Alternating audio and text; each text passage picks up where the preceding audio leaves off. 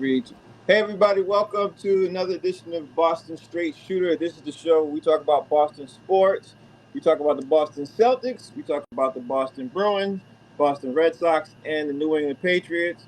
And I'm your host Frank, and I'm with Steve. And you, as you see down there, he goes by the name of Negative Ned when he's feeling pretty naughty. We're going to come back to that in a second. But before we jump into the show, and talk about everything else. Steve, how hot have you been since? Because it's How been hot very have I hot. been? Well, I'll tell you what. Here's a glimpse right now. I'm in the dining room and I have the air conditioner on and I'm still sweating. So Yeah, this give you a clue how hot I am. yeah, I'm hot too. How about you? I'm scorching, but I'm sitting here with the AC on and hoping not to. I hope I'm not gonna be melting too much and everything else. But it is what it is. You know what I mean? We got to still do the show and everything else. So Steve, I missed last week and I wanted to talk about some stuff last week, but I guess as we know, the sports world moves on. You move, you don't move, but the sports world moves on. So we're gonna jump in this week right now and start talking about the New England Patriots because the New England Patriots, they have been in the news a lot, somewhat, and especially because there's been some movement going on. And let's face it, guys, if you guys sitting at home, you probably know everybody's going back to training camp this week. Everybody's coming back. You know what I mean? Let's see, the rookies have reported and the quarterbacks have reported. So there's been some shakeup. And the biggest news in the NFL in the last 48 hours is Brandon Ayuk of the San Francisco 49ers has requested a trade. And Steve, I don't know about you, but I've been seeing that of the five destinations that people have been picking for him to go, the New England Patriots is on everybody's list. Now, I'm gonna throw this out there, and I'm gonna start and give you my quick commentary and say this: I don't want him to come to New England Patriots.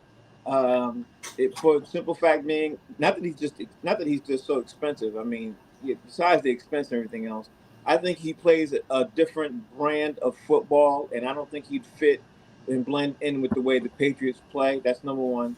And number two, since Jacoby Brissett is going to be our quarterback right now, I think we have some good wide receivers right now, and I think they haven't even been proven yet, and everybody's going by what people have done already previously in the NFL, which is one thing I cannot stand because what people did last year, you don't know what people are going to do this year. That's number one.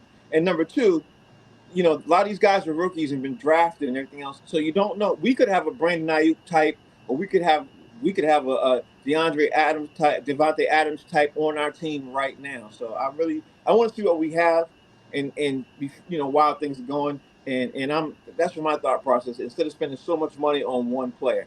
Now, I'm not saying Brandon Ayuk is not a good player. I think he's an excellent player.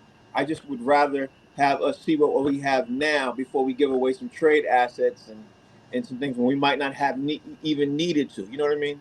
I'm a firm believer. Let's see what we got because the guy you trade away could be a whole lot cheaper and could be put up the exact same numbers. So that's my take on the Brandon Ayuk news. And then I'm gonna come back to something else that was said that I heard on the morning show. But what's your thought on Brandon Ayuk, Steve? Do you think he should come to the Patriots? You think they should trade for him or not? What's your thoughts? I don't think they should trade for him because the draft capital they'd have to give up, or whatever it is that they'd have to give up to get him, might be too high.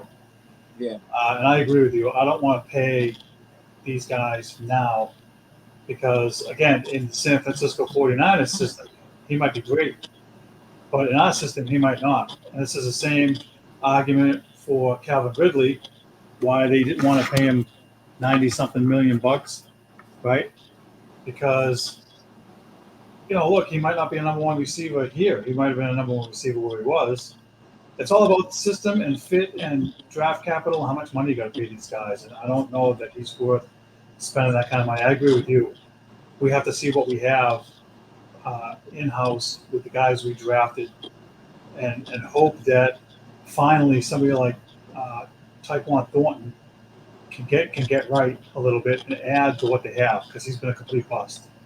So I'm with you. I think that Brissett is the right guy at the right time for right now while they're rebuilding with these young guys and see what happens. I mean, there's no rush. We talked about this. Who's available next year? What's the free agent list look like? What's the money going to look like? I mean, these guys are getting $30 million each for a wide receiver for what 6-7 years. You have to plan for that. I wholeheartedly agree with that. And if you're just tuning into the show's called Boston Straight Shooters. We don't necessarily always agree As a matter of fact, sometimes when we disagree, that's when Steve goes in his negative Ned rant, which is pretty funny. But at this moment, we are agreeing on this. And here's another reason why I want to throw this out there. I'm not a firm believer of, even though everybody on local Boston sports media seems to be, I'm not a firm believer of throwing out Drake May into the Wolves right now. Yes, I do agree we want to see what we have with the quarterback, but I also want to see what we have with the entire team. And I think Jacoby Brissett should start first, get the ball rolling, and see where we go. But I also heard on Sports Talk this morning, I'm those out there because I know this part you don't agree on. They were saying that the Patriots are in line to get 3 or 4 wins. That's what they're expecting. And I'm sitting here thinking, in my recollection, the Patriots last year, even though we had Mac Jones and we were horrible, we lost a lot of games. We lost, I want to say about 11, maybe 12 games last year on one possession, games. I think it was 7. 7? Well, whatever. I could have sworn it was 11, but I'll double check that. But we literally Okay. were in. We were in almost. There was maybe 2 or 3 games we were blown out of. That was ridiculous. But almost every other game we were in, and we were in possibly within maybe one possession. And then if it was more than one possession, it was because the defense that gave up a play or something that made it probably came up to maybe 2 possessions. But we were in every single game except for maybe 3 games last year. So you take out Mac Jones, you put in Drake May, or you put in Jacoby Brissett. You have some blockers on the offensive line, and I think the exact same team comes back, except mix and match. Obviously, some QB and some offensive line. The defense is almost entirely the same, and now you're not putting the defense in a hole, and now you're in a better chance to win some of these games. Granted, the schedule's not in our favor. But again, like I said at the very tip top of that show, the same teams that were as good last year might not be as good this year, and vice versa. You know what I mean? So you don't know what you're going to get. You can't, and I hate this, and I do it too. And I hate it. And I do it too. I look at the schedule and say, okay, we're going to win, lose, but you don't know because the team that was really good last year might suck. Prime example: Cincinnati Bengals. They were horrible last year without Joe Burrow. They're going to come back, and I think that they're going to be storming through the AFC, and they're going to kill a lot of people. Buffalo Bills. Last year, I think they were pretty good, but this year, because they got rid of Stephon Diggs, they got rid of 2 cornerbacks, they got rid of some offensive linemen. I think they're going to be a lot worse than they were, unless, of course, they get Brandon Ayuk, which could change everything. You know what I mean for them. But I think they're going to be worse than they were last year. The Jets, I think, were bad last year. I think they're going to be really good this year. I think they're going to be really, really good this year. Well, having Aaron Rodgers makes a big difference. To your point, I mean, yeah, you're talking about the difference between having a guy that's a Hall of Fame guy versus nobody. right. So that again, last year we did the win loss. We probably had a split for the Jets games, and then Aaron Rodgers goes out in the first play, and then what do you got? It throws the whole table off. So I agree with you. I think that the defense is going to allow them. The defense is going to allow them to stay in games, which they should. It's no brainer. The defense should be just as good as last year. It's all a matter of how they block up front, and I think that it behooves them to put Brissett in at the beginning of the year, at least for the first 4 or 5 games or whatever, and not throw this kid May to the wolves, because a lot of times it doesn't work out and you can ruin them with no blocking. If they had a real good offensive line and you knew that he was going to be protected, I would say, okay, put him in. But now I'm hearing stuff about the training camps and the walkthroughs and whatnot that they had, and he's never really been in the under center. So he's got issues there. He's got to learn how to drop back. He's got to learn how to take the ball from the center, and he's been in the shotgun like 90% of his career in college. So those kicks have to get worked out. If you're going to be a running team, you have to be under center a lot of the time, and you have to do play action. And so if that's the case, he's got a lot of work to do, and I don't agree with putting him in right now. It's too much.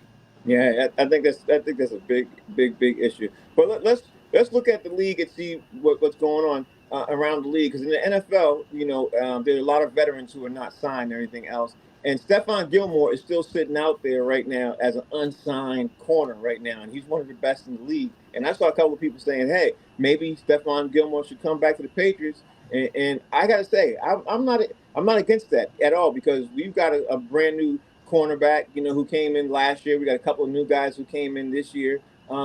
and Stephon Gilmore could be that anchor to help even the defense get even better. Because the Patriots, if you look at the stats last year, they had a top 10 defense most of the season, and large portion of that season they had a top 5 defense with Christian Gilmore. With Stephon Gilmore not on the team. Stephon Gilmore comes on the team, and now I think now we're definitely in the top 5. Just adding him on the roster with the people that we already have. And of course, they got to figure out this Matthew Judon situation. Like, where is he going to play? Is he not going to play? He's got a contract issue. I think he plays. I think they work that out. I think they take care of that. But if Judon comes back, they get Stephon Gilmore. They literally could be one of the top 5 defenses in the league. And we all know defenses helps you win a lot of games as long as the offense isn't throwing the game for you. You know what I mean? What's your thought on that, Steve? You think the Patriots should get Stephon Gilmore or for a discount, or you think they should just try somebody else? The thing is, A, can they get him for a discount? Right? And B, I think it would be a good move because you're adding a veteran to a young group of guys. Christian Gonzalez can learn a lot from him. Marcus Jones, right, the kid that got hurt last year, could learn from him.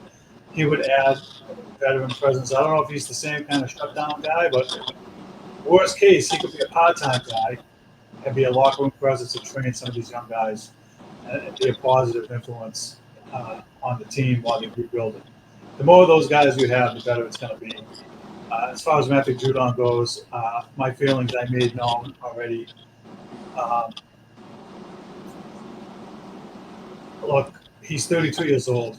They did him a solid already twice. They renegotiated his deal. They gave him, I don't know how many bucks they gave him last year, I forget. But he didn't play. He played 4 games. So, my thought is, look, you got to play.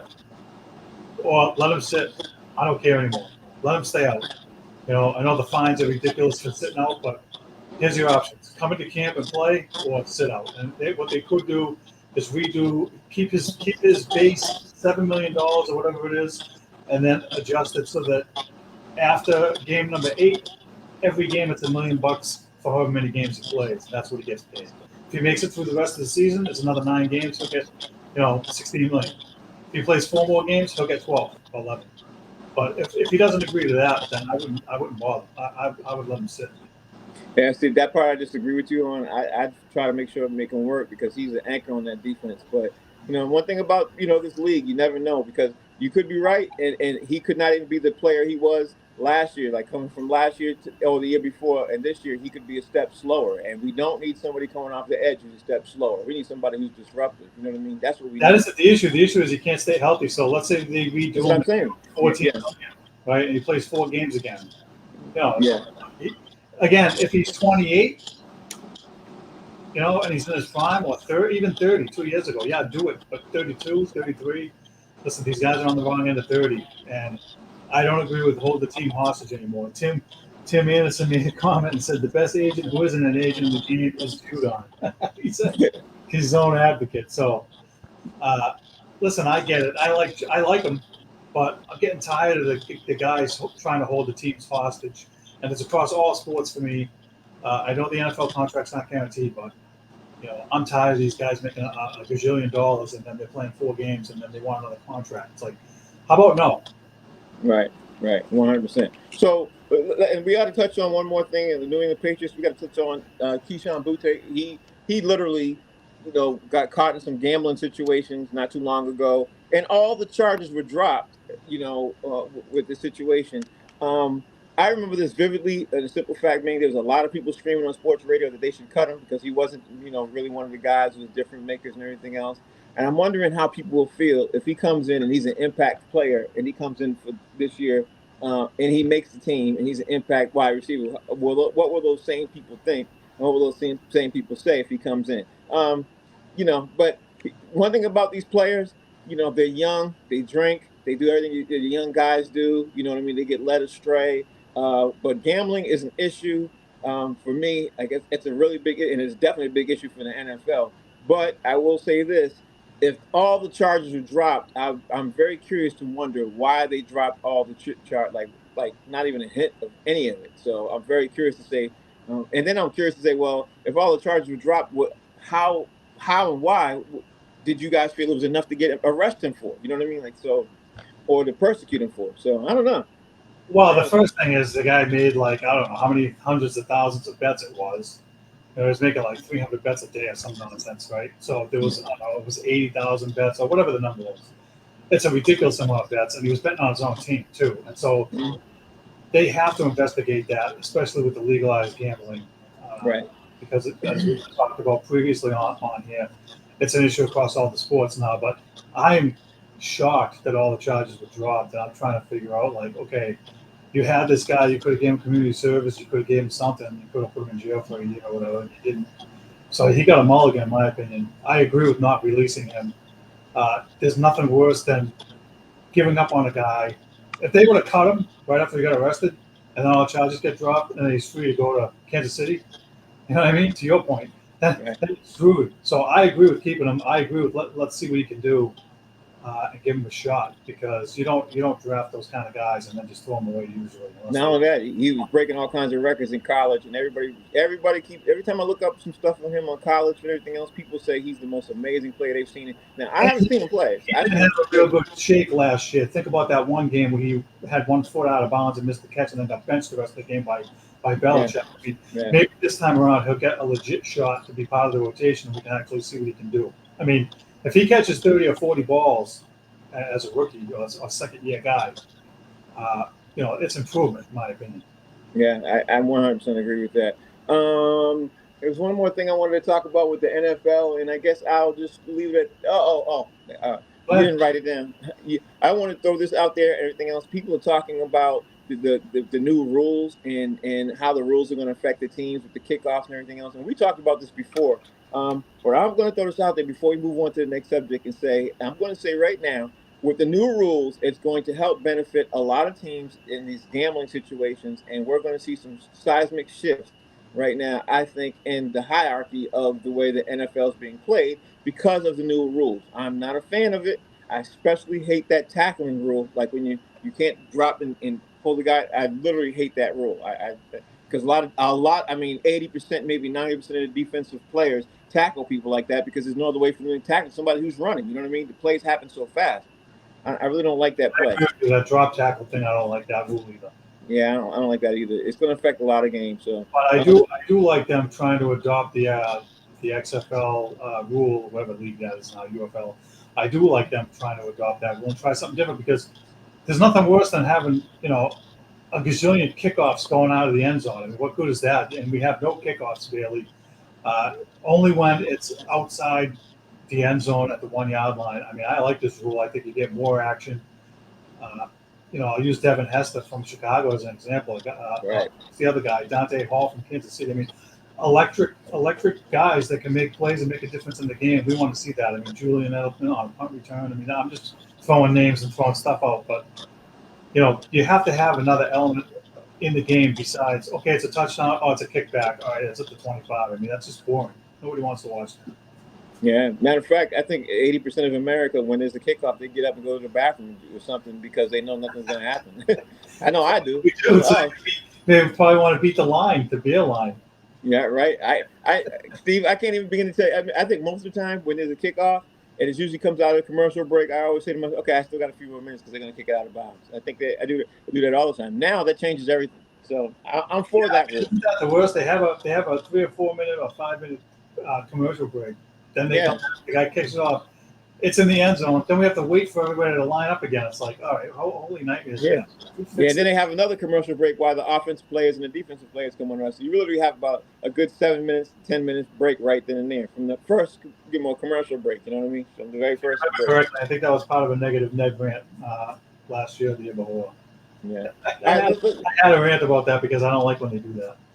Let's jump and talk about the Celtics because the Celtics, believe it or not, are somewhat in the news because of what the news that Jaylen Brown has been doing and been saying. But first, let me give a shout out to USA Basketball because they played this morning and they literally, I caught the tail end of it and I can't even remember who they were playing, but I had heard the commentators say that it was a closer game early on in the second quarter, but they ended up blowing them out by 30. And USA Basketball is what everybody's going to be talking about in the next, because they got a week before they go live.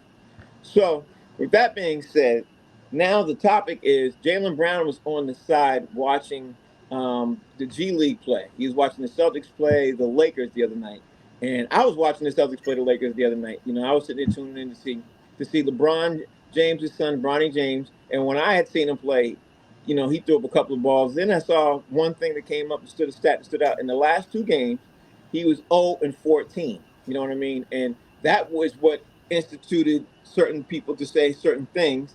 And Jaylen Brown got caught on camera saying a couple, like, I'm paraphrasing, but basically saying that Bronny doesn't belong in the league. And I was saying I said to Kev, I said, Kev, even some of the NBA players are saying, because Kev and I, you know, and Kev's been on the show a couple of times, we have some great discussions about saying the same thing. Like, what do NBA players feel who are in the NBA and the G League and saying certain things about having Bronny James in the league?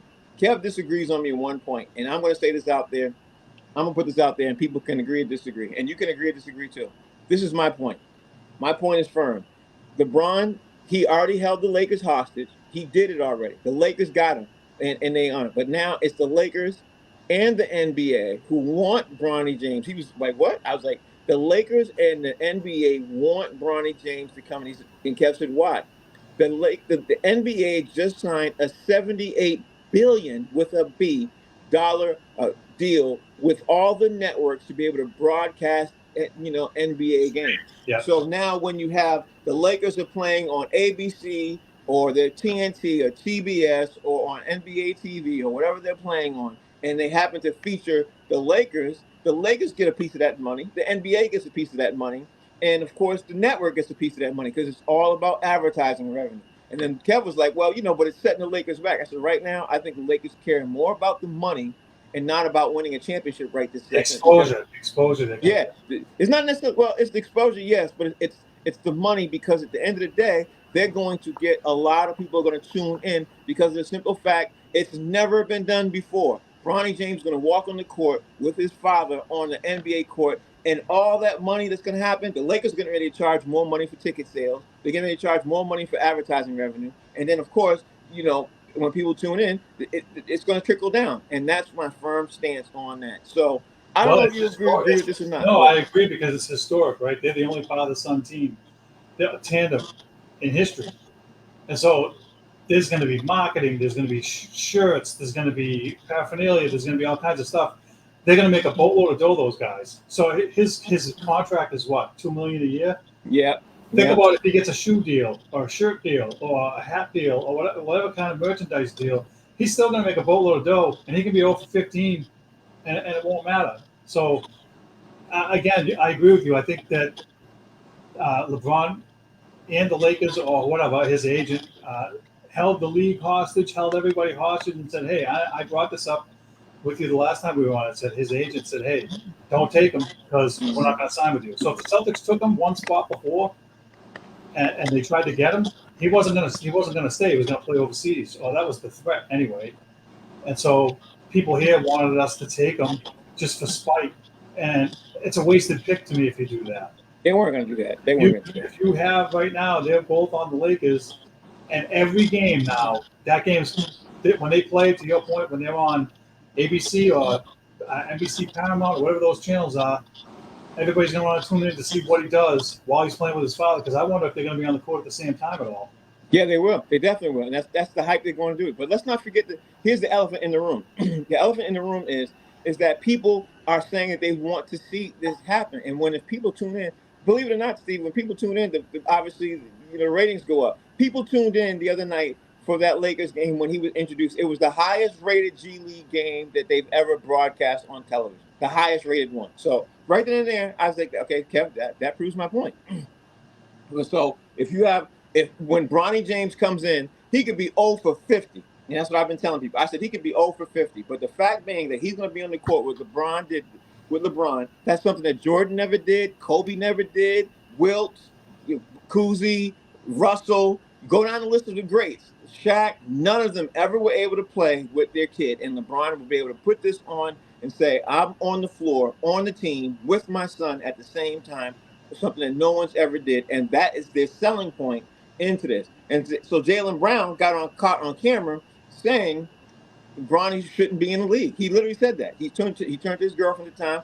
People were reading his lips. He said he shouldn't be in the league. And I was like, wow. So if he's saying that, the other NBA players must be saying the same thing and thinking the same thing. But He also walked that back a little bit too. He made another comment, and I don't have it in front of me, but he kind of walked that back a little bit. He got caught that his lips got red, and then he kind of walked it back and said something about him being a great player and all this other stuff. So, listen, the other NBA players, everybody knows, Frank. Anybody that watches the NBA, and I don't watch as much as you do, right? But everybody knows why he's there, yeah, right? Because of his father. It's not a secret.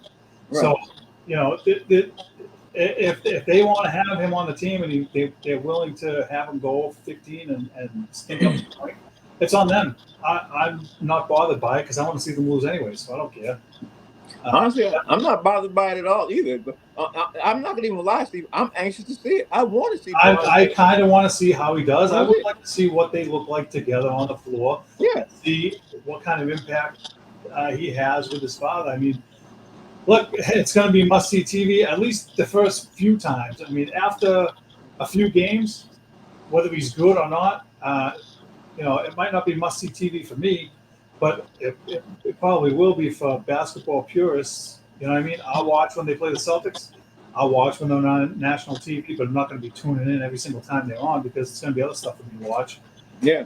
But I had NBA fans; they want to see it. And listen, these guys LeBron's already a billionaire, and these guys are going to make buku dollars through the roof. The team's going to make buku dollars. To your point, it's all about advertising and what the teams get from the league and all that stuff. So they're going to make boatloads of dough. Yeah, and when they go to each market, people are looking to tune in the exact same way that you're almighty dollar rules in all the sports, Frank. Period. Yeah, That's all it is. exactly. All money grab, all across all of them. It doesn't even matter who's playing now at this point. The way these contracts are going, every year now with these max contracts, the next guy is going to be the highest paid guy. Last year, Jaylen Brown was the highest paid guy. Now it's Tatum. Next year, it'll be somebody else. And after that'll be somebody else. I mean, these guys are going to be talking about $400 million contracts pretty soon. And it's just insane. I don't know how they can afford it, but not my monkeys. I don't have to worry about it. We're not gonna go down that path just yet because that's a CBA conversation. At the end of the summer, they should figure that out because that's something I can't wait to dive in because at the rate it's going to implode. They have we're going to be looking at whether it's during the course of this year or next off season when the Celtics go to reload. It'll be the apron issue. But that's what I'm saying. Like the CBA agreement is coming in right now, so that they have to figure it out between this whole upcoming calendar year, and then they're going to tie the bow on it. Because if they don't, like I said, it's going to implode on them. On the entire, not just the Celtics, it's going to implode on the entire league. Because sooner or later, at the rate you're going to have a player who's going to get a $1 billion contract, and the owners don't want that. Nobody does. So. There has to be a max, and they're already talking about something like this in football where they want to have the quarterbacks have separate salary cap level. And I'll just pick $50 million because that's what the most guys are getting now. Who's the kid from the Giants? Daniel Jones is getting $40 million. He's not worth $40 million. He's not worth 10. Right. So they're looking at already trying to make like a second separate cap just for quarterbacks, so that only the really top guys can get. $50 million like Patrick Mahomes. A guy like Daniel Jones and Mac Jones, when imagine if the Patriots had signed Mac Jones for his 50 and picked up the option, they'd be on the hook for $40 million. For what? It stinks. So they're gonna have to do something like that in basketball to rectify that because their salary cap is the most complicated cap I've ever seen. It really, again, why can't it be simple? It's got layers, it's got exemptions, it's got a bird exemption. It's got layers. It's got aprons now. It's overkill. It's stupid. Nobody can figure it out. I mean, it's just dumb. You want to be able to. Honestly, I think that's why they did it on purpose, so it'd be harder for you guys to figure it out, so the lawyers can figure it out. You know what I mean? Because at the end of the day, who benefits most from the contracts? It's really the owners because the owners make sure that they get it to serve them, and they better figure it out because if they don't, like I said, they're going to be paying several Jason Tatum and Jaylen Brown contracts in the next 3 to 5 years. You know what I mean? Because everybody's trying to top everybody, and the agents want that. But since Jaylen Brown is in the news, I want somebody to explain to me what this issue is with Nike. I really want to Do you know the complete issue? Because I've looked it up a couple times, and So Dana Brown doesn't want to come out and say the whole thing. I want to know what the whole thing is. That's what I want to know. I don't have the whole thing in front of me, but I did read an article that kind of laid it out, and I guess it stems back from Brown previously criticizing Nike in 2002 during his the shoe giants riff with Kyrie Irving when he tweeted, "Since when did Nike care about ethics?" And so now because he put that tweet out there and supported Kyrie Irving, there's a conspiracy theory from him that Nike kept him off of USA Basketball because they're one of the main sponsors there. So that's the gist of it. It's not the whole story, but he came out and said, "Hey, there's more to it to come, and I'm not going to speak on it right now." And like there's always two sides to everything. There's always stuff that's behind the scenes that we don't know about. So something must have happened. I don't know if they tried to shush him up back in 2022, and now he got overlooked for the Olympics, and he's like, "Oh, Nike's behind it," So maybe there's something to it. He must know something we don't. And I also think that, and I heard this on sports radio too, is that as they're building the team is afraid because of his political views and his stance on certain issues and stuff. They didn't want that to be part of the team, especially in a different country like France or wherever. And so this is kind of like when a team takes on, and they're not the same guys, obviously, but when they take on a guy like Antonio Brown or Terrell Owens, they're spark plugs, right? They're controversial. And so USA Basketball is probably like, look, we don't want controversy over here. We just want to get the best guys and let's play. That's what I heard is part of the issue, too. It's not just Nike. These guys, whoever's coaching the team, Grant Hill is in charge of it, and I guess Steve Kerr is one of the coaches and stuff. And so, listen, those guys have to get together and say, okay, and I don't know if you brought this up, but somebody did and said, look, Kawhi Leonard dropped off. They picked Derek White because he plays defense. Maybe that's part of it. He's a good locker room guy. All of that could be part of the team building part of it. And we don't know because we're not there. But I'm happy for Derek White. And so he made a comment, with the eyeglass monocle thing. And, people tried to interpret it like he was taking shots at Derek White because he didn't get picked. And then he had to call him and tell him, no, that wasn't the case and this and that. So, listen, there's a whole lot of factors, and we're not going to be privy to all of them. We may never find out, the true gist. But, I think that people get caught up now because everything is shock TV or shock radio or whatever, and everybody wants, the car wreck squirrel. And so it can't be just smooth and be like, oh, I'm happy for Derek White, move on, bye. Now everybody's got to turn it into something that maybe it's not. Well, my thought is this. I think there is a lot of things that's going on behind the scenes. I think the politics with the major brands should have been nipped in the butt way back in '92 when Michael Jordan did not agree to walk out with a Reebok suit on right then and there. I think they should have had some kind of law or some type of agreement set up with the title sponsorship right then and there, right, and say, okay, so we don't give these guys so much leverage. We need to nip this stuff in the butt because Jordan literally put I don't want to say the nail in the coffin, but he instituted something that you can do as a player, and it looks bad for their brands. They should have done something and saying, listen, no matter what happens, everything else, we need to figure out how we can keep the leverage on our side instead of giving it so much to the player. If the player agrees to come and he's coming, then the player needs to agree to force his obligation to the country. You know what I mean? But when I think everything started, and people may think I'm crazy, but I think the whole thing started. And I know you remember this when the '92 team got up on stage and they're collecting their gold medal. Jordan came out and he had a flag over him covering the Reebok, and no one ever saw him with that Reebok sweatsuit on. You never saw it. You know what I mean? And he was not allowed to wear a Nike sweatsuit. And he basically helped them with Nike, which gave Nike the leverage to say, hey, this is what we can do. And ever since '92, Nike's been at the forefront of leading these sponsorship at the Olympics, and they're the ones who hold all the cards. Like there's no other brand out there, which cracks me up. Like there's no Reebok, there's no Adidas, there's nobody else can do anything. Nobody else has any money. You're so bent out of shape to have Nike. But again, like you said, I don't know what the whole thing's going back. But they're paying, right? Isn't Nike paying? Right. So yeah. if they're paying the most, and the other guys can't pony up dough. It's I not mean, about paying. are It's you not about saying paying the most. are you saying that there should be more options besides just Nike? That's exactly what I'm saying. It's not about paying the most. When you're the title sponsor, they gave it to you because you can't tell me Adidas doesn't have the money. You can't tell me that any of those. Some brands might not, but when Nike's one of the big three, you know what I mean. You got Reebok, you got Adidas, you got Nike. If Nike's not going to pay, I'm sure Adidas or Reebok will. You know what I mean. So what I'm saying is instead of giving somebody so much leverage and they're paying so much money to offset, because the Olympics, let's be honest, those people at the Olympics are making a lot of money. You know what I mean? It's not just a thing; they're making a ton of money. So let's switch over to somebody else. Stupid question, right? The players themselves in the NBA across the whole league, all of them have different players have shoe contracts with different. Some have Adidas, some have Nike, some have Reebok, right? Right. So is it a matter of Nike outbidding everybody and say we want to be the title sponsor because they want to be in every commercial and they want to run the whole table and we're That's all exactly what it is. That's all exactly right? what So it is. how come nobody could go to Nike and say nope, we're splitting it evenly across all three of you, so all three of you are part of the Olympics and there's nothing you can do about it. And that way everybody's covered because to your point, I don't even know who has what for a shoe contract, but let's just say Tatum has Reebok and not Nike, right? Let's say he has Reebok. Like he can't wear Reebok shoes or have a Reebok coat.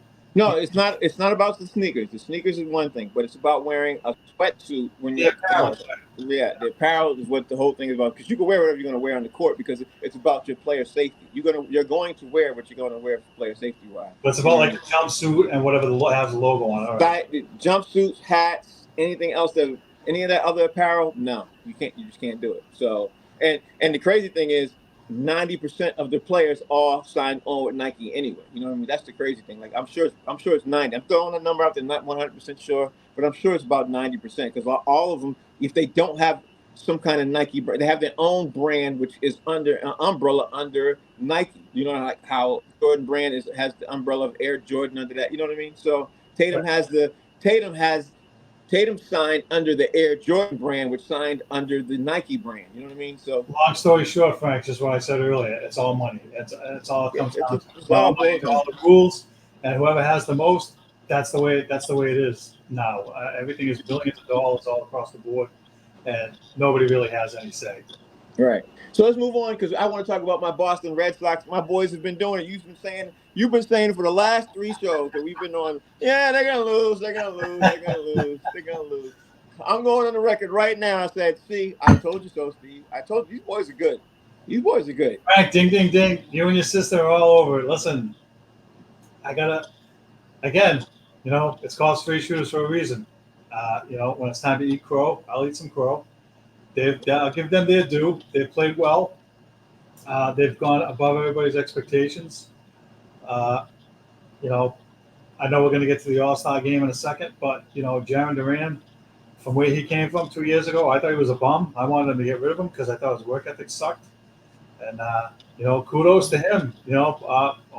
Good for him. I watched the game last night. I thought it was good. I was happy for him. And listen, you're going to kill me for this, but I'm still not sold on him because I have to see what they do at the deadline. I believe I'm not going to kill you at all. I'm just going to take your money. I want to see what they do at the deadline. They have the Dodgers and the Yankees coming out of the break, right? Even if they win both series and take 2 out of 3 in both series, and they're still, in the wild card hunt and so on and so forth, it's up to Breslow to add to this team. And that's going to determine for me whether I buy into these guys or not. I mean, I want to buy into them. They're playing good. There's still a little hiccup here and there with the infield making errors, but overall, it's very hard to be upset now. Alex Cora has done a phenomenal job. I think we can all agree what his worth is. And so, listen, if they fall to, for them to get 75 wins where I predicted them, they would have to go like 21 and 40 something, or 21 and 30 something. They'd have to be 21 and 44 or something for them to get that. So they're not going to do that, in my opinion, unless they just have way too many injuries and they don't add anything at the deadline. So I'm waiting on Breslow. I'm hoping that, he gets his head out of his rear end and actually adds. Breslow? Breslow is going to make an addition because he sees me sitting on, and he wants to be. Here's the crazy thing: is he's not gonna get all the credit, and he's not the one who made all these moves to get all these guys. These guys are from the last regime, so and that guy got fired. So but Breslow's gonna get all the credit and everything else. But he still has to add to what they have. So put it this way, right, and that's my point. I was trying to make. He has to add to on the right now. If he lose, he'll get killed. Yeah, but yes, what they need, and they need a pitcher and a right-handed bat. He adds those two things, and they're legit guys too. They listen. They can't be these Ocean State job lot dumpster dive trash bum. Okay, I added a right-handed guy. No, it's got to be like, and I'll just pick just the Turner because he was here last year. Can you make a trade with Toronto and get him, put him back in the clubhouse? I would be okay with that. That kind of a move. It's got to be a legit move. He's got to get a legit pitcher. Now he's probably not going to get Evaldi, who everybody wants to get it because his contract's expiring. He's got the winning pedigree. I would love for him to come back. Those are the kind of guys he's got to add. If he goes after some of the teams like fifth starter, scrap heap bum, it ain't gonna work. It ain't gonna fly. Evaldi wouldn't even agree to come back. He was on the Rangers. They won the World Series. He might not. I'm just picking him because those are the hot names, right? I understand that, but I'm saying people are saying that too. I'm like, guys like that though. We willing to give up some of their prospects down the farm. To get these guys and actually add and he did it. He did it the other day too. He did just like Chaim Bloom did. Oh, we're getting so and so back. Oh, we're getting Casas back. Let's see what the lineup looks like when he comes back. And that's how it did. No. Well, the sports talk people are saying that those the sports talk guys are pushing the names. He hasn't really said a name. He hasn't really come out and said he came on somebody's podcast the other day. He did? Okay, I missed it. He did. I heard it. We replayed the clip. He said, yeah, we're getting Casas back and we're getting this other guy's back. Okay. Let's see what it looks like after we get these guys. And they're all about these new, analytic guys are all about data-driven data-driven possibilities. And, so if their data-driven probability is that they're not going to make the playoffs, he's not going to add it. Instead of actually watching with his freaking eyeballs and saying, hey, these guys are playing great, let me do something. I hate that. Well, let me talk about the All-Star game real fast.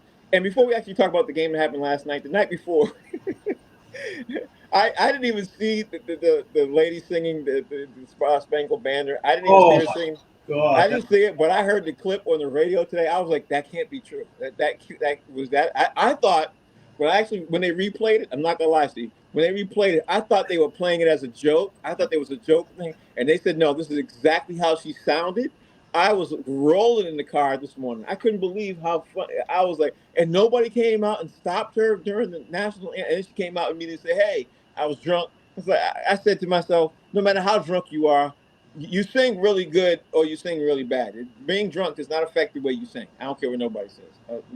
I've been around singing. So I didn't see it live when it happened. I saw the clip afterwards, and my ears were bleeding. Right? I didn't see it live. I mean, I posted as a joke earlier. My two cats were like, hey, I think we can do better.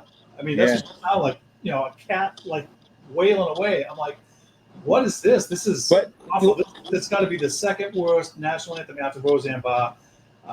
What? Right. No excuse. Right. Shouldn't they have auditions for people singing? So that, like Major League, NFL, NBA, NHL. Don't they have a practice beforehand? Yeah, I think they do. So I think they do purposely, but I don't know if they do the practice on the field in front of the officials. That's what I'm saying. So listen, 3 hours before the game starts, she's on the field to check the sound and make sure she sounds good. She probably wasn't hammered. Sounded great. You know what I mean? She got up in the box or whatever, having a couple cocktails, and then she came out and like, how can you tell? So you think drinking affected her voice? You think she sounded worse? I don't think it affected her voice, but I think it affected her ability to comprehend what the hell she was trying to sing, because it felt like she couldn't get the lyrics out, regardless of how her voice sounded. You could tell something was wrong. I thought she was lit. I'm like, but they should have a backup, right? And they should probably give them a breathalyzer before they go out there. Oh, you're too lit. All right, here's the backup. Let's go. That's not a bad idea. But you're gonna have to be competent to do that, because otherwise, how many more of these are you gonna get? Yeah, I'm a new proponent of something I'm going to put out there now, and I'm going to say there should be a small committee of people saying, I don't care who you are, But when you're doing your preliminary as you're preparing for the show, they should have they should have a backup right there ready to go if in case this happens. They should have somebody ready to go on every game in every sport right now, or you're going to be embarrassed because right now people are talking about that more than they're talking about the home run derby. You know what I mean? They should have been talking about the home run derby and the whole night, but everybody's talking about the Star Spangled Banner. You see that girl talking? Yeah, that's horrible. But let's talk about my boy who came out and did really well for the Boston Red Sox. Tell me he did not put himself on the map last night, the All-Star game. Tell me he did not. The same dude who you said sucks. I want to make sure. I want to make sure. Can we get some words down there somewhere? Can somebody in the background can put up there and say Steve was dead wrong, dead wrong, dead wrong? Can somebody do that? Nobody? All right. It was dead wrong. I mean, geez, if you looked at him 2 years ago, and again, you know what? It's not his fault. I blame the Red Sox. You know what? Right. He should have been in AAA. A lot of these guys should have been in AAA. He shouldn't have been with the big club. Okay, so he's with the big club. He's learning on the fly. Right. He loafs after a ball, and the guy hits it inside the park home run because he didn't chase after it and so forth. That's the kind of stuff you learn in AAA, right? So shame on the Red Sox. But again, I housed them because I'm like, dude, where's your work ethic? You chase the ball. You don't just loaf and let it go by. So I was on him. I was upset. I was like, get this guy out of here. He's lazy. He's bummed, right? And so he's completely flipped it around. He's done an excellent job. Obviously, this year you give him an A+. He's a spark at the top of the lineup, and for him to go out there and hit that 2-run homer to give them the win, again, what as the local guys, what do we want to see? We want to see our guys get the game. Even though Tanner Houck, gave up a 3-run homer to Ohtani, you still want to see him out there and see him pitch because it's our guys. And so, look. I'm happy for him. I think he's done a great job, and hopefully he can continue it. And definitely put himself on the map. I mean, deservedly so. Mm-hmm. So, tell me what your thoughts on who the Red Sox drafted, because we all saw the news that David Ortiz's son got drafted, and I even heard more about the other kid that got drafted, and they said this kid's supposed to be a difference maker. So, what are your thoughts on now? I saw some of David Ortiz's son. What's his name? His name is. Yeah, I saw some. I'm like, he could be a difference maker if he, in the league. He could, but there's the other kid they drafted is making more noise, and everybody's talking more about him. So. Yeah, first round pick, Braden Montgomery. He's an outfielder. He was the 12th pick overall. He was supposed to be a top 10 pick, but he hurt his ankle. Yeah, I think he broke his ankle. But one of the I don't know who these guys are. Keith Law from the Athletics said he might be the steal of the draft. Now, that's got to be somebody that watches prospects. Right. We don't. And so, I saw some grades. There was a lot of A's, A+. There was some B's in there. So a lot of the writers and whoever follows these kids, he's got a cannon for an arm, I guess, in the outfield. So, listen, you need that. There's not a lot of guys with strong arms out there. He's a switch hitter. And so, listen, I'm excited to see what he can do in a few years. Let's see. You know what I mean? Right. They finally didn't take a freaking middle infielder with their first pick again, a shortstop or second baseman. They got $9 million of those guys. And actually, I didn't realize until I looked up, they took 13 pitches in the draft this year, which is like an all-time high, I think. Yeah, so, thank God. Second round, their second pick was the 50th pick overall. His name is Peyton Toll. He's a left-handed pitcher. He's 6'6", 250. Now, the little bit I read on him, the suggestion was that he would be a reliever. Has something to do with his stuff, but I didn't really, dive into it. But listen, it's good that they took pitches. I think that they made that a priority this go around with Breslow, because when he was with the Cubs, he was the pitching. He was like the head of pitching development or whatever, if you want to call it. So I'm happy that they took a bunch of pitches. Hey, I'm happy they took David son. He plays third base. You look at 5 years down the road, he's 20 years old, maybe 4 or 5 years from now. He's the third baseman, and Devers goes to first, because Devers is going to be, in his 30s by then. So I'm not saying it's going to happen, but it would be nice if it did. Right. Well, let's throw something out there real fast and talk about the Bruins, because time is not on our side. So you want to stay on time. Everything else, you want to get a quick mention about the Bruins before we do our predictions and stuff like that. So Swayman is the only Bruin not signed now. Everybody else has been signed. They just signed another kid from Providence, Mark McLaughlin, to a two-way contract. So all the restricted free agents are signed except for Swayman. So it's not looking good. The longer this goes, like I said, it needs to be resolved before training camp. If it's not, it's going to get ugly, in my opinion. That's suicide. And I know for a fact Tim Anderson's going to be pissed off. He's already pissed off he's not signed, but it'll get worse. And I want to talk about Fabian Lysell, and I think his name is Grigori or George Merkulov. These guys are wingers. They've been in Providence for the last few years. Those are the two guys that are probably going to be given a legit shot to be on the second line or the top six because they didn't have enough cap space to go get a legit, 30-goal guy. And so Lysell's been a bust. He's been here since 2021. He's been in Providence. I saw him a couple times down there. I wasn't impressed. His stats on the stat sheet don't look bad, but they told him to go overseas to Sweden or whatever country he's from and say, look, put all your effort into gearing up to be a top six guy. We're going to give you an opportunity. Let's see if he takes the bull by the horns and can make it happen. One of those guys needs to pan out. Otherwise, they're going to have to shuffle around the guys they have. And they're going to have to get more out of second and third line guys like Morgan Geeky and Brazeau and Frederick are going to have to elevate, I think. And it's unknown if any of those guys can do that. I'll put it this way. I was pissed off when Danton Heinen was on the second line with David Pasternak, a guy that's been like a third line guy all his career.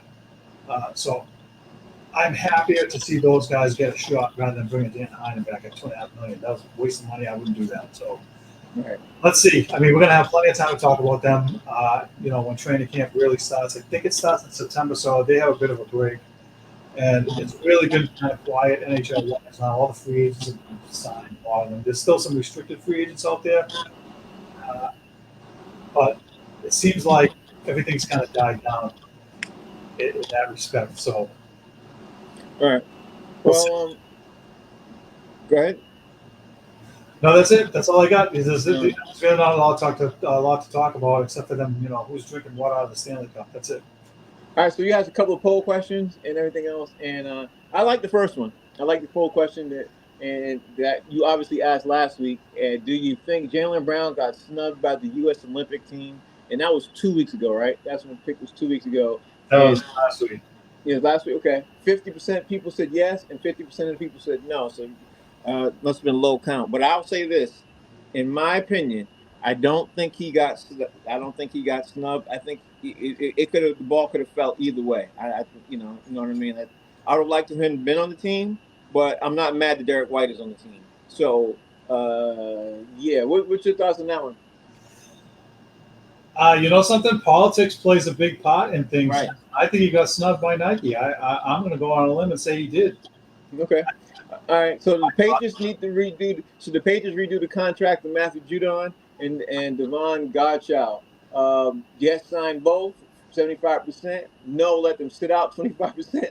Sign Judon only, nobody, and sign Godchild only, nobody. 25% to 25%.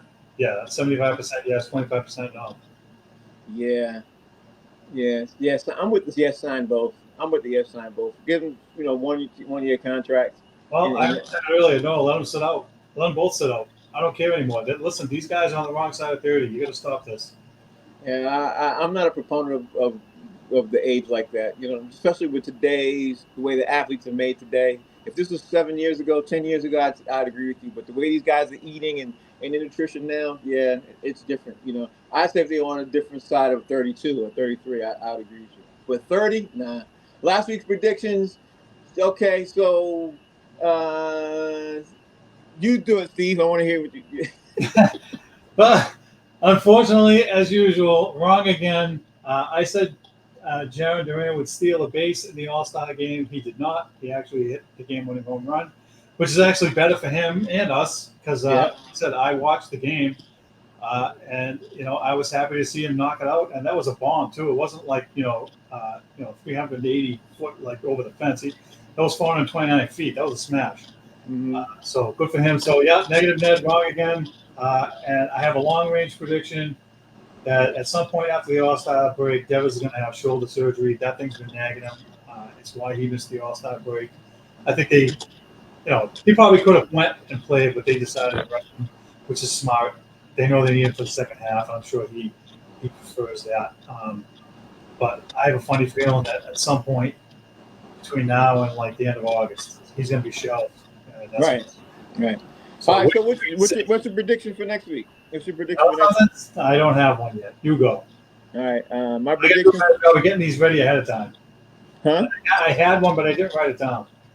I got a couple. I think the Red Sox. Wait, I do have it. Go ahead. I did write it down. It's up here. Okay. I think the Red Sox are going to beat the Dodgers in the series, and I think they're going to beat the Yankees in the series. I think they're going to beat both of them, and then they're going to be the hottest topic in baseball. I'm going to go on record for saying that. All right.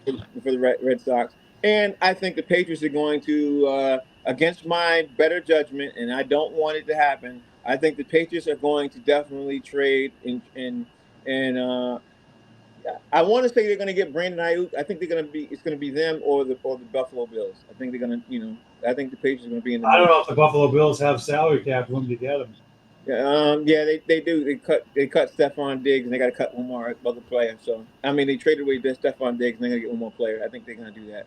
Okay. But I think listen, the Brandon Ayuk thing is going to cause a domino effect. You know what I mean? Depending on where he goes, you know what I mean. It could shift Devontae Adams being traded to, which doesn't make sense to me that they'll do that. But I'm looking at the math of it all. You know what I mean? The math of it all says how will certain players happen and where they will land. And if the 49ers make a move and they make the move with Brandon Ayuk to Buffalo, that's going to make Buffalo make a move, which is going to make, that obviously then the Jets going to make a move because, people want to make these moves. You know what I mean? What about Cincinnati? T. Higgins, I think, said he was going to play under his franchise tag, but he's not negotiating now a new deal with that. But once they franchise tag him and everything else, they're not going to trade him. So he'll be stuck there for a year, and they're going to franchise tag him. You know what I mean? So he's off the table. But I'm concerned about Brandon Ayuk. I think, against my better judgment, and I hope I'm wrong. I'm going to put that out there. I hope I'm wrong. I think he's going to land on the Patriots. You know what I mean? Well, wait a second. Let me throw this at you because this is what I heard on sports radio is that it would cost the Patriots a 2025 first-round pick and a second-round pick in 2026. To me, that price tag's too high. If you're telling me all the experts are saying the Patriots are going to finish last and get 3 or 4 wins and they're going to have the number 1 pick, why would you trade it to San Diego for this guy? And he doesn't have a contract beyond next year. But you're looking at it. You're looking at it wrong, Steve. Right now, the Patriots ownership and everything else is looking at putting butts in the seats and selling advertisement revenue. And with Brandon Ayuk is traded to the Patriots, you create a whole lot of brand new excitement to the team. It doesn't really have as much as people are expecting because the seats aren't moving. People know Drake May's not playing right now to start, and people also know that he will probably play towards the end of the season. If you get Brandon Ayuk here right now, that puts butts in the seats immediately. That sells advertising revenue, everything else, and you just suffer a draft pick that you can trade away mid-season with another player who's not playing so well and everything else, which is the reason why I think they're going to trade him, because it's about money, not about they know they're not going to win the Super Bowl. They know they're not even close. They're trying to put butts in seats, especially when it gets cold out. That's why I think they're going to do it. All right, we'll see. All right, I have mine. You ready? Okay. Judon gets cut or traded before training camp. Yeah, I agree with that. That's my prediction. Yeah. I'm stopping there. I can't get any right. I need to get more right before I can have more than one. Well, I don't think that's too much of a stretch. That might have to be a rule. I can't have more than one until I start getting them right. All right. Well, I need to stop betting because I'm getting so many right. You know, I'm pressing my shoulder. I can't. Listen, I can't bet you because I lose too much. That's no good. Anyway, guys. That would make me cash on booty. You're nuts. So this is the show we call Boston Straight Shooters. As you can tell, I'm dealing with a guy by the name of Negative Ned. So I got to deal with this every week. Anyway, the shows where we talk about the Boston Red Sox, Boston Celtics, Boston Bruins, New England Patriots. Make sure you tune in next week where we're going to find out the results of our poll questions and find out what's going on. Because as you guys know, the Patriots will be back in camp. You know what I mean? The Red Sox will be back playing, and the Celtics will be gearing up for the upcoming season. We'll be talking about USA basketball, and the Bruins hopefully will make some moves because they're going to have to, or they're going to lose some sponsorship. That's what's going to happen. Anyway, that's the show. We're out of here. That's Negative Ned. I'm Frank. Steve, take us home. Thank you, everybody, for your support and for voting in the polls and comments and whatnot. We appreciate it. And, Frank, we need to tell everybody that we finally have our own YouTube channel. So we're going to be posting these shows over there. And guys can go there and subscribe and help spread the word because we're trying to expand. And we're hoping to see more of you. We're expanding. Yeah, we're expanding. Bye, everybody. More. We want more, Frank. We're getting greedy. We got to be like Alex Cora. We have to get greedy. All right. Have a good one. Bye, everybody.